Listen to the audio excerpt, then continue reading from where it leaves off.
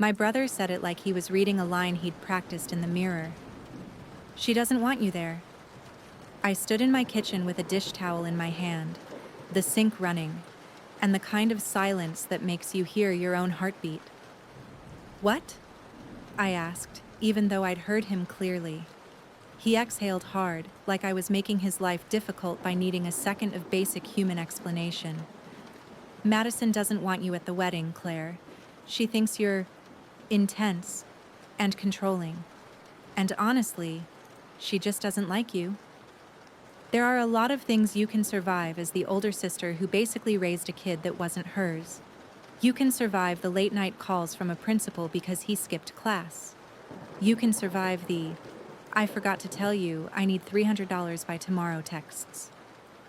You can survive putting your own dreams on hold so someone else can keep theirs. But there is something uniquely brutal about being told you're not invited to the very event you helped fund because someone who arrived 6 months ago decided your existence was inconvenient. I'm Claire Whitman. I'm 37. I live in Des Moines, Iowa, in a little 2-story house with a porch swing that creaks in the spring and a fence that I painted myself after my divorce because I needed something I could finish with my own hands. And for the last 14 years, I've been my brother's safety net. Not because I wanted to control him, because nobody else was going to catch him. Our mom died when I was 23. A stroke, sudden and ugly, the kind of thing you never believe happens to your family until it does. Our dad had already been gone for years, gone in the way some men are, gone, even when they're technically alive. He popped in and out when it suited him, made promises he couldn't keep, and acted like being charming was the same as being responsible. When Mom died, my brother Noah was 13. He still had braces. He still had a backpack with a ripped strap. He still thought the world was mostly fair, because Mom had tried her best to make it feel that way. And then one morning, it wasn't. People love to say, "You're so strong," when a woman steps into a role she never auditioned for. What they mean is, "I'm relieved it's you and not me." I was finishing community college and waitressing nights. I remember standing in the hospital hallway with a social worker asking me where Noah would go. And the words came out of my mouth before I even realized I'd decided. "He'll come with me." I didn't say it like a hero. I said it like a fact. Because what was the alternative? Foster care? Our dad showing up and playing dad for 3 months before disappearing again? Noah bouncing between relatives who'd offer sympathy in the form of casseroles, but not in the form of consistency? So I signed papers. I moved into a bigger rental I couldn't afford. I learned how to stretch ground beef into 3 meals. I learned which bills could be paid late without the lights getting shut off. I learned how to smile at Noah like everything was fine, while I cried quietly in the shower, because my life had become a juggling act where dropping one thing could ruin everything. And I did it. Not perfectly, but I did it. Noah was smart. Really smart. The kind of kid who took apart a broken toaster just to see how it worked. The kind of kid who watched YouTube videos about coding and robotics while other kids were gaming. He had this quiet intensity that reminded me of Mom. I promised myself one thing. If he had talent, if he had drive, I would not let money be the thing that clipped his wings. So I worked. I picked up extra shifts. I took a boring office job during the day and served tables at night. I stopped buying new clothes. I drove an old Honda that made a sound like a dying lawnmower every time I turned the key. When he got into Iowa State, I cried in the parking lot of a Walmart because I didn't want him to see how scared I was about tuition. But I paid it. Not all at once. Not magically. Piece by piece. Scholarships helped. Work study helped. But the gaps were me. When he needed a laptop, it was me. When his car needed new tires, it was me. When he called me at midnight because his roommate backed out of a lease and he was panicking, it was me. He graduated at 24 with an engineering degree and no student debt. People congratulated him like it was just hard work and good choices. No one congratulated me for the invisible labor of making sure hard work and good choices were even possible. After graduation, Noah got a decent job with a small firm. He had ambition and pride and that new adult confidence that makes you think you invented independence. He also had no savings. So when he told me he wanted to move out of his cheap apartment and into something that actually feels like a life, I did what I always did. I made a plan.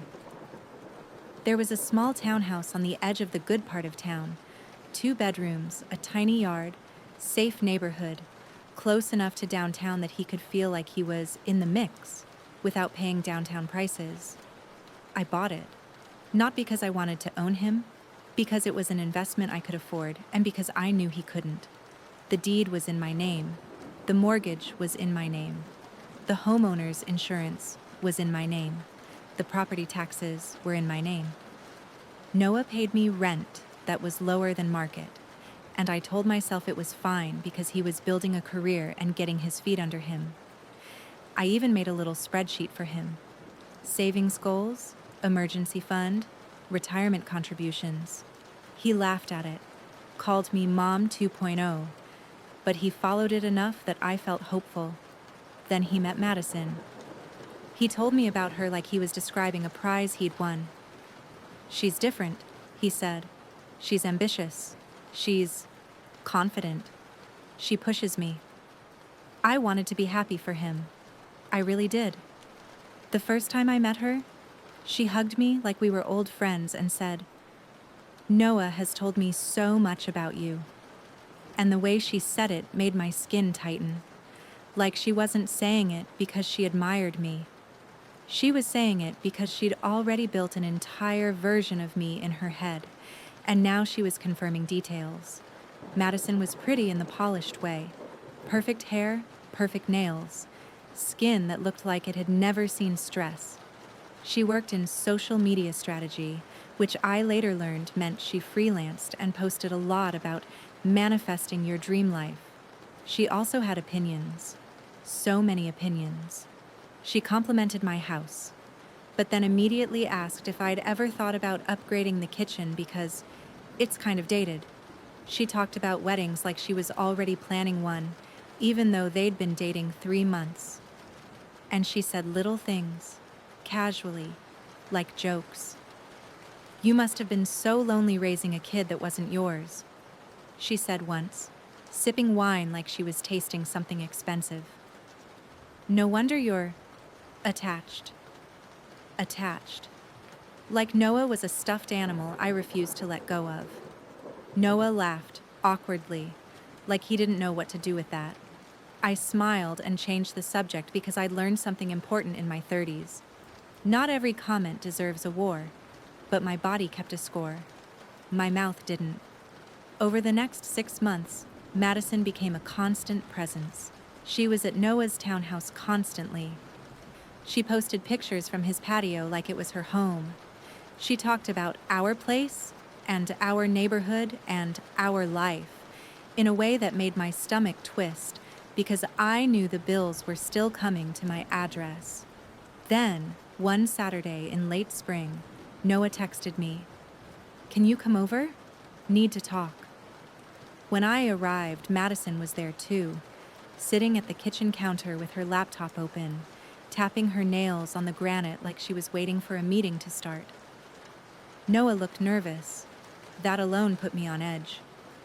He cleared his throat. "So, Madison and I have been talking."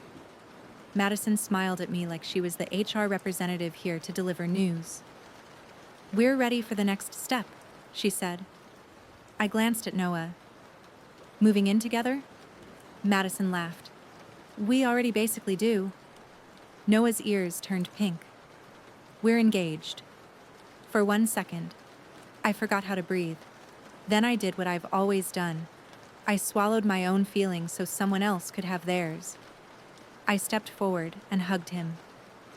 "Congratulations," I said, and I meant it, in the way you mean it when you're trying to be a good person. Madison hugged me too, tighter than necessary, and whispered, "We're so excited to start our life without, you know, extra voices." Extra voices. Like my existence was background noise. Noah pulled back and tried to smile like everything was normal. "We're thinking fall. Maybe October." "That's soon," I said. Madison tilted her head. "When you know, you know." I nodded. "Okay." Then Noah said, "Also, we wanted to talk about the townhouse." And there it was. The real reason. Madison folded her hands like she was about to present a proposal deck. "We want to buy," she said. "But not from a bank. From you." Noah jumped in quickly. "Like, you'd still make money. We'd refinance into our names. But it would be clean, like a real adult step." A real adult step, as if living there for years on my dime hadn't already been something. I kept my voice calm.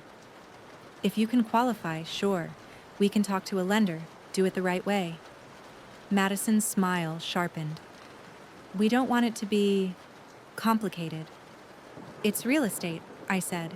"It's literally paperwork." She laughed, light and fake. "Right, but you know what I mean." What she meant was, "We don't want you involved." Noah stared at the counter like it had the answers. "Madison says it feels weird that you own it." "I do own it," I said gently. Madison leaned forward. "And that's the problem." The air went tight. I looked at Noah. "Does it feel weird to you?" He hesitated, just long enough for me to see the tug of war inside him.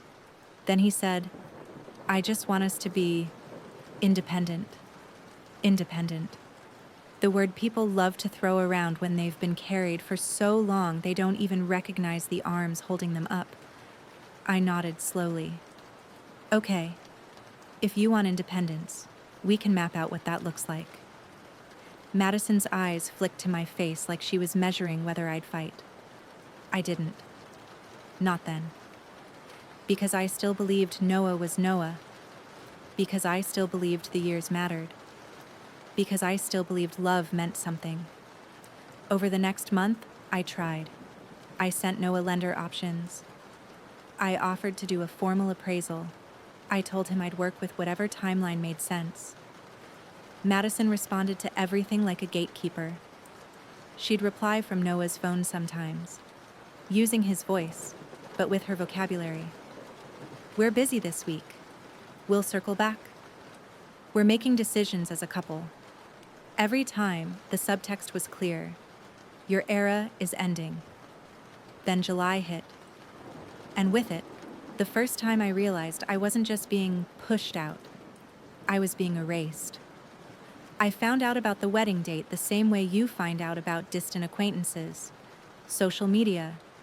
A photo of Madison holding up a little white box with the ring in it.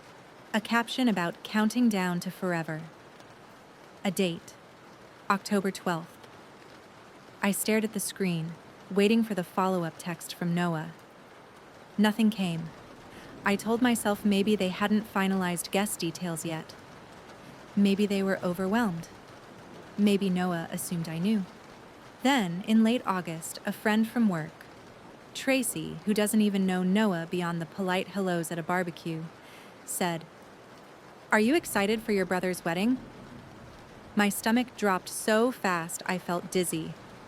"How did you—" Tracy showed me her phone. Madison had posted a link to their wedding website. The kind with engagement photos and registry links and a cute little story about how we met. I clicked it. There was a tab for details. Venue, a barn-style event space outside the city. All string lights and whitewashed wood. The kind of place that makes people feel rustic without ever having to touch real dirt. Schedule, hotel block, registry. And then I saw the guest list section. Not public names, but RSVP prompts. I typed in mine, Claire Whitman. No results found. I tried again. Claire. Whitman. Nothing. My fingers went cold. That night, I called Noah. He didn't answer. I called again. Voicemail. I texted, "Hey, need to talk. Call me tonight." An hour passed, then 2. Then my phone buzzed. Not a call. A text. From Noah. "We're busy. What's up?" Busy. My hands shook as I typed, "I can't RSVP. Am I on the guest list?" There was a long pause. So long I could hear my own thoughts getting loud. Then, "Can we talk tomorrow?" I texted back, "No. Talk now." A bubble appeared. Disappeared. Appeared again. Finally, "Madison thinks it's better if you don't come." My chest felt like it cracked. I called him again. This time he picked up, but he sounded irritated, like I'd interrupted something important. "Claire," he said, "can you not do this right now?" "Do what?" My voice came out sharper than I meant. "Ask why I'm not invited to your wedding." He sighed. "It's complicated." "No," I said. "It's not. It's either I'm invited or I'm not." He didn't answer immediately. Then, quieter. "Madison doesn't want you there." The exact words, like he was reading them off a script. I swallowed. "Why?" He sounded defensive. "Because she feels like you judge her. And you always act like you're the third person in our relationship." I actually laughed. One short, disbelieving sound. "I act like I'm the third person? Noah, I raised you." "I know," he snapped. "And you never let me forget it." The line went quiet in my ear, but my kitchen felt like it was tilting. "I never let you forget it?" I repeated slowly. "Do you hear yourself?" "It's always the same," he said. "You pay for something, and then you act like you get a vote." "I didn't pay for something," I said, voice shaking now. "I paid for your life when you were a kid because there was no one else."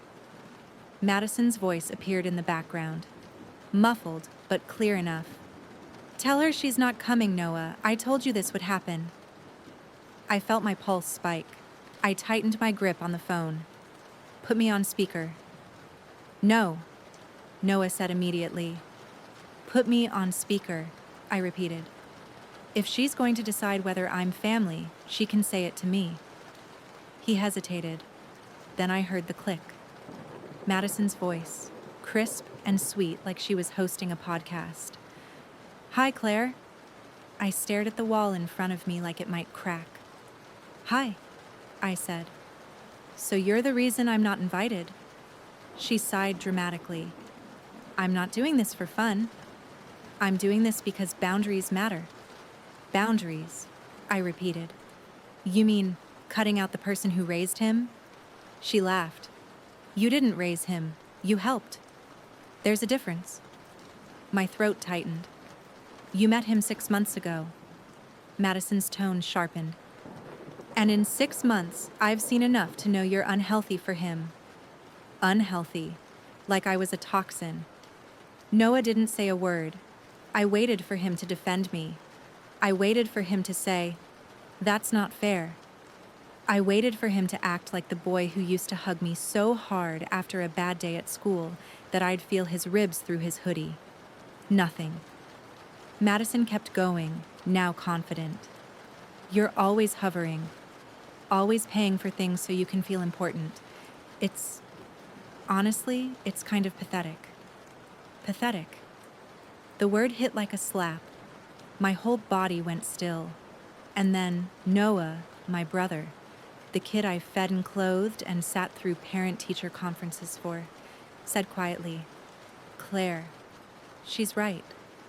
I blinked slowly. My voice came out calm in a way that scared even me. "Okay." Noah sounded relieved, like he thought I was finally going to be reasonable. "Okay?" he echoed. "Yes," I said. "You're adults. You don't need me. That's what you've been telling me." Madison jumped in quickly. "Exactly. We're building our own life. We don't need your money or your opinions." I breathed in once, deep. Then I said the sentence that changed everything. Then you won't be living in my house anymore. Silence. Real heavy silence. Madison's voice turned sharp. Excuse me? The townhouse, I said. It's mine. The deed is in my name.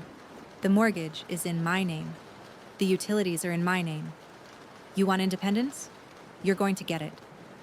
Noah's voice panicked. Wait. Claire, no, that's not what we meant. Madison scoffed. Are you threatening us? I'm not threatening, I said. I'm agreeing with you. Noah rushed. We can work something out. We're trying to refinance. You've had months, I said. And you chose to cut me out instead. Madison's tone got icy. You're proving my point. You're doing this because you're hurt. Yes, I said simply. I am hurt, and I'm also done. Noah's voice broke a little. Claire, please. I closed my eyes. For the first time in years, I let myself feel the anger without apologizing for it. I'll send you a formal notice, I said. 30 days. That's fair. Madison hissed. This is unbelievable. I opened my eyes and looked around my kitchen. The kitchen I'd remodeled slowly over time, one paycheck at a time. The kind of quiet improvement you make when you're rebuilding your own life while holding up someone else's. No, I said softly. What's unbelievable is that you thought you could take my support and still treat me like I'm disposable. Noah tried again. We're family. I felt something inside me settle, not harden, clarify. Family doesn't erase you, I said. Family doesn't call you pathetic. Then I hung up. I stood there for a long moment, phone in my hand and the faucet still running, overflowing slightly into the sink because I'd forgotten it was on. I turned it off. Then I did what I've always done when life gets messy. I started making a plan. That night, I opened my laptop and pulled up everything.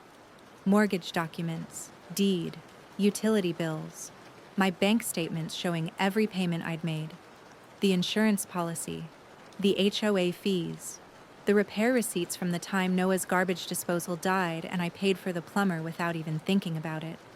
It wasn't just a house. It was years of my life translated into numbers. I called my attorney the next morning, a woman named Denise who'd helped me with my divorce, and had a voice that could slice through nonsense like scissors through paper. I told her the story.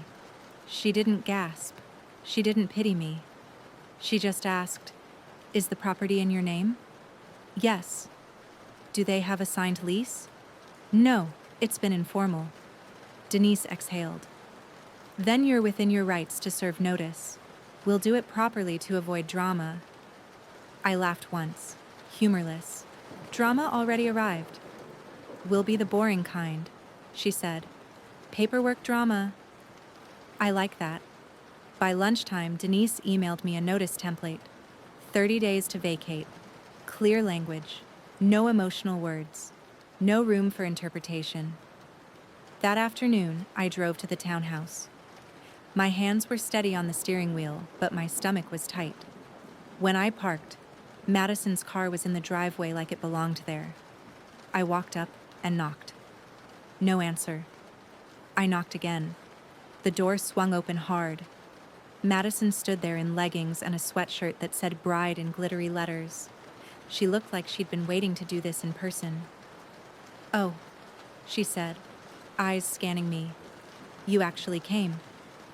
"I'm serving notice," I said, holding out the envelope. She didn't take it. She leaned against the door frame like she was in a reality show confessional.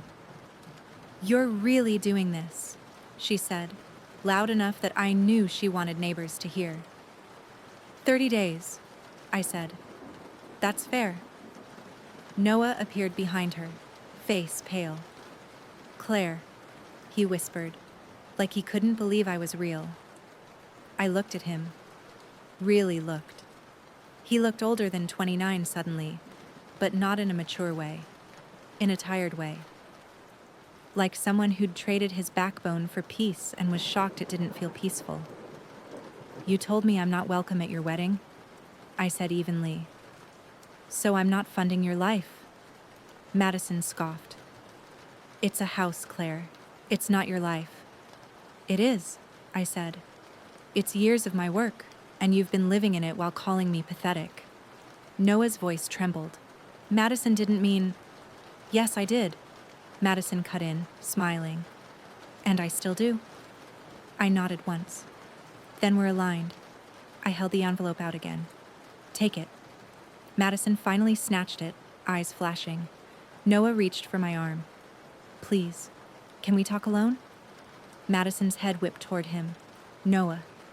I looked at him and saw it. The way he flinched at her tone. The way he waited for permission. My chest tightened. You had your chance, I said softly. You chose her voice over mine. He swallowed. She's my fiancé. And I was the one who kept you from losing your home when you were 13, I said. Both can be true, but only one of us is trying to erase the other. Madison laughed, sharp. God, you love the martyr speech. I didn't look at her. I looked at Noah. You wanted to be independent, I said. This is what it looks like. Then I turned and walked away. In my car, I exhaled so hard my ribs ached. And then the second part of the plan kicked in. Because the townhouse wasn't the only support. It never is. There are always invisible threads. The phone plan, the insurance, the streaming subscriptions, the family gym membership, the emergency credit card you gave just in case.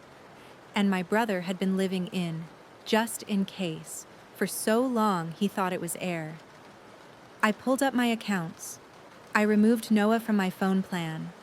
I downgraded my streaming subscriptions. I canceled the extra gym membership.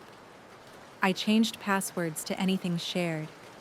I called my insurance agent and removed him from my policy.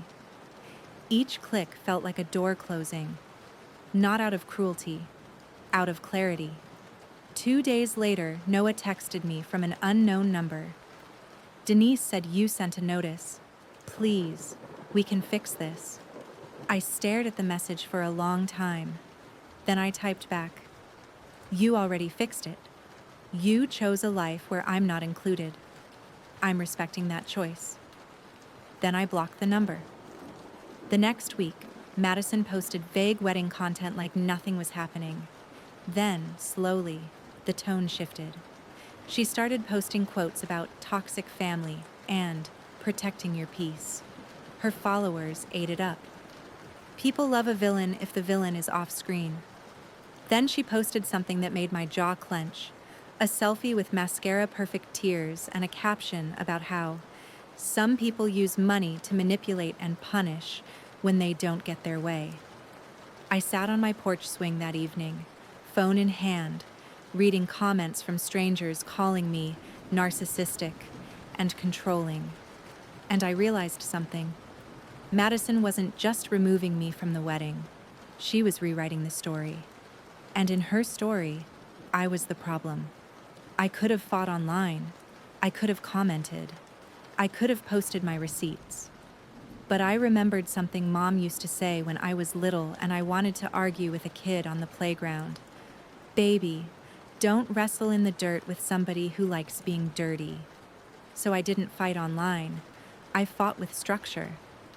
I listed the townhouse. I hired a realtor named Gabe who wore sneakers with his suits and spoke in calm, practical sentences. He walked through the property and whistled softly. This is a great place, he said. You're going to get interest fast. I nodded. I want it clean. No drama. Quick timeline. Gabe raised an eyebrow like he knew there was a story, but he didn't ask. He just said, then we price it right. Within a week, there were showings scheduled. Madison texted me again, from another number. You can't sell. We live here. I didn't reply. Noah called from that number too. I didn't answer. Denise handled communication. That was the point of doing things properly. Then Madison showed up at my house. On a Saturday morning, I was watering my plants when I saw her car pull up. She got out like she was stepping onto a stage. She wore sunglasses too big for her face and carried a folder like she'd brought evidence. "Claire!" she called, loud, waving at my neighbor across the street like she wanted an audience. I kept watering the plants for a beat because I refused to be rushed. Then I set the hose down and walked to the end of my driveway. "Yes?" I asked. Madison marched up. "You're being unreasonable." "I'm being consistent," I said. She shoved the folder forward. "We have wedding expenses. We have deposits. We're on a timeline." I blinked. "That sounds stressful." Her mouth fell open. "Are you serious?" "Yes," I said. "That's what adulthood feels like. Surprise expenses, consequences, planning." She leaned closer, voice low now, like she was trying a different tactic. "Noah is devastated," she said. "He's not sleeping." "He's your brother." "He told me his wife doesn't want me there," I said evenly. "So, I'm not family enough to attend the wedding, but I'm family enough to fund the life you're building?" Her eyes flashed. "You're twisting it." I tilted my head. "Then explain it without twisting it." She opened her mouth, then snapped it shut. Because there wasn't an explanation, there was only entitlement dressed up as empowerment. Madison tried again, softer. "Look, you don't have to come, but you can still support him. You always have." I stared at her, and in that moment I finally understood her entire strategy. She didn't just want Noah. She wanted the version of Noah that came with my resources. She wanted the lifestyle upgrade, the townhouse, the stability, the cushion. And she wanted me gone so she could pretend she built it. I smiled, small and cold. "No," I said. Madison's face hardened. "So you're really going to ruin his life because I don't like you?" I nodded once. "You didn't just not like me. You called me pathetic. You convinced him I'm a problem. And you erased me from his milestones while standing in the house I bought." I stepped closer, lowering my voice until it was just for her. "You don't get to cut me out and keep my support." Madison's nostrils flared. "You're selfish." I laughed quietly. "No, Madison, I'm finally being fair to myself." She hissed, "Noah will never forgive you." I shrugged. "Then he won't." Madison looked like she might scream. Instead, she spun on her heel and walked back to her car. As she drove off, my neighbor, Mrs. Patterson, who's 72 and sharp as a tack, called from her porch. "Everything okay, honey?" I smiled at her. "Yep, just setting a boundary." Mrs. Patterson nodded like she understood exactly what that meant. "Good," she said. "Some folks don't learn until the money stops." That night, I sat at my dining table and looked at my budget like it was a map. When you've been supporting someone else for years, you don't realize how much of your own life you've paused. I had more breathing room than I'd had in a decade, so I made a second list. Not the list of what I was cutting off, the list of what I was finally giving back to myself. A trip I'd been putting off, a savings account I'd neglected, a pottery class I'd joked about taking, a new couch, because mine still had the dent from the year Noah lived with me and fell asleep on it after studying. It was late when my phone buzzed again. Unknown number. I didn't answer. A voicemail came through. Noah's voice. "Claire, please. I need to talk. I didn't mean it. Madison was upset and I don't know how to make everyone happy. You're my sister. You're the only person who's ever..." His voice broke. "I'm sorry." I listened once. Just once. Then I deleted it. Not because I didn't feel anything, but because I was tired of being the only person who paid the price for keeping the peace. The next weeks were chaotic for them, calm for me. The realtor posted the listing photos. People commented how cozy the townhouse looked. There was an open house, Madison posted wedding content less often. Then she posted a rant about haters. Then she posted nothing for 3 days. The day after, Denise called me. "They're asking for an extension," she said, voice dry. "What kind?" I asked. "To stay longer. They say moving is hard." I let out a slow breath. "Denied." Denise paused. "Are you sure?" "Yes," I said. "They're adults." "Okay," she said. "I'll respond." 2 days later, Gabe texted me. "We got an offer. Full price. Quick close." My hand trembled slightly, not from fear, but from the strange rush of finality. I typed back, "Accept." The townhouse sold faster than I expected. That's the funny thing about support. When it disappears, the world doesn't stop. It just reveals what was real. Noah called again, from another number. I ignored it. Then he emailed. Subject line, "Please don't do this." I didn't respond. Denise handled the legalities. Gabe handled the sale. I handled my piece. And then, in early October, 2 weeks before their wedding date, Noah showed up at my front door. Alone. No Madison, no sunglasses, no folder. Just Noah. Standing on my porch like a kid again, shoulders slumped, eyes red. I opened the door, but I didn't invite him in. He swallowed hard. "Can we talk?" I crossed my arms. "We're talking." He flinched, like he wasn't used to me sounding like this.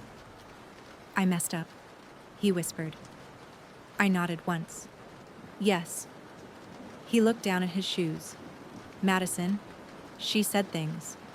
And I went along with it because it was easier than fighting." I waited. He lifted his eyes. "She told me you were trying to control me, that you wanted me to stay dependent." My voice stayed steady. "And you believed her?" He blinked rapidly. I didn't want to. But she kept saying it, and she'd get upset and say I was choosing you over her. And I wanted her to stop being mad. The honesty in that was painful. Not because it excused him, because it revealed him. "I wasn't trying to control you," I said quietly. "I was trying to protect you."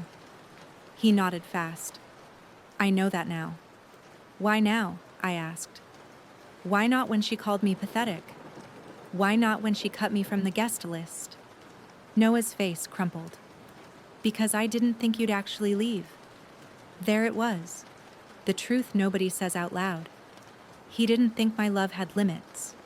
He thought I was permanent, a utility, a guarantee. I stared at him for a long moment. Then I said, "You made a choice. You chose a life where I'm not welcome." His voice cracked. You did," I said gently. "Even if you didn't mean to." Noah wiped his face quickly. "The wedding. It's falling apart." I didn't move. He rushed. "The venue wants final payment. The deposits are non-refundable. Madison's furious because she thought her brand deals would cover more. But they didn't come through. Brand deals. Of course." He looked up at me with raw desperation. "I don't know what to do," he whispered. I need help." The old version of me, the version that had stepped into a hospital hallway and said, "He'll come with me," stirred inside my chest. But the new version of me held her ground. I tilted my head. "What kind of help?" Noah's voice dropped to a plea. Just enough to get through this. I'll pay you back. I'll sign something. I'll do anything." I watched him, and I thought about all the years, the tuition, the groceries, the late-night drives, the way I'd had to be both sister and parent because no one else would. And I thought about one simple fact. He had already decided I wasn't worth a chair at his wedding. I took a slow breath. "No," I said. Noah froze, like he couldn't process the word. "Claire." "I'm not your bank," I said. "I'm not your safety net, not anymore." His voice rose, panicked. "But you're my sister." I nodded. "Yes. and you treated me like a problem you needed to eliminate." He shook his head. "I'm sorry. I'm sorry." "I believe you," I said, surprising him. "I do." He blinked. "But sorry doesn't restore trust," I continued. "And it doesn't undo what you let her do." Noah's shoulders slumped. "So that's it?" I held his gaze. "That's it." He stared at me like he was seeing me for the first time. Then he whispered, "You're really going to let me fail?" I felt my chest tighten, but my voice stayed calm. "Noah," I said, "you're not failing because I'm not saving you. You're struggling because you built a life that depends on rescue." His jaw trembled. "I'm giving you what you said you wanted," I added. "Independence." He swallowed hard. "What if Madison leaves?" I didn't flinch. "Then you learn, the way everyone else learns." Noah's eyes filled again. For a second, he looked like a 13-year-old boy in a too-big hoodie, terrified of a world that didn't feel safe. And I almost reached for him. But then I remembered my own kitchen, the running faucet, the word pathetic. And I stayed still. "I hope you figure it out," I said softly. "I really do." Noah stood there another moment like he was waiting for me to change my mind. When I didn't, he turned and walked down my steps, slow and heavy. I watched him get into his car. And I didn't chase him. Because chasing is what I'd been doing for 14 years. The wedding did happen, technically. I only know because a mutual cousin texted me afterward, the kind of gossipy update that comes with popcorn energy. They did it smaller. Cut the guest list, fewer flowers, no fancy videographer. Madison posted a highlight reel anyway, like everything was perfect, because perfection is her brand. But the cracks showed. 2 months later, I got an email from Noah. A real one. Not a plea. Not a guilt trip. A paragraph. He wrote that he'd started therapy. He wrote that he'd finally admitted he doesn't know how to stand on his own because he never had to. He wrote that Madison didn't like therapy, said it was embarrassing, said he was letting outsiders influence him. He wrote that he didn't know what would happen with their marriage. He didn't ask me for money. He didn't ask me for anything. He just said, "I'm trying to become someone who deserves you in his life again. I don't know if I ever will, but I'm trying." I read it twice. Then I put my phone down and sat in the quiet of my living room.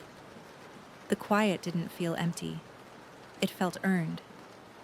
That winter, I took a trip by myself for the first time in years. Savannah, Georgia, warm air and Spanish moss and coffee shops where nobody knew my history. I walked along the river at sunset, listened to street musicians, and felt something loosen inside me. Not anger, not grief.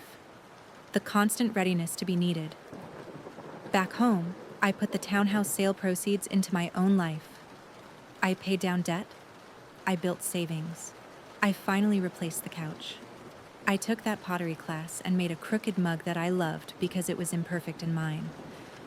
And when people asked, "Do you talk to your brother?"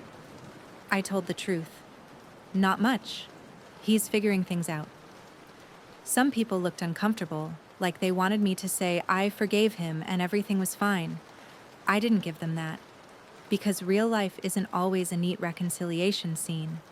Sometimes the lesson is quieter. Sometimes the justice is simply a woman choosing herself after years of being someone else's foundation. I used to think love meant endless giving. Now I know love without respect is just a trap dressed up as loyalty.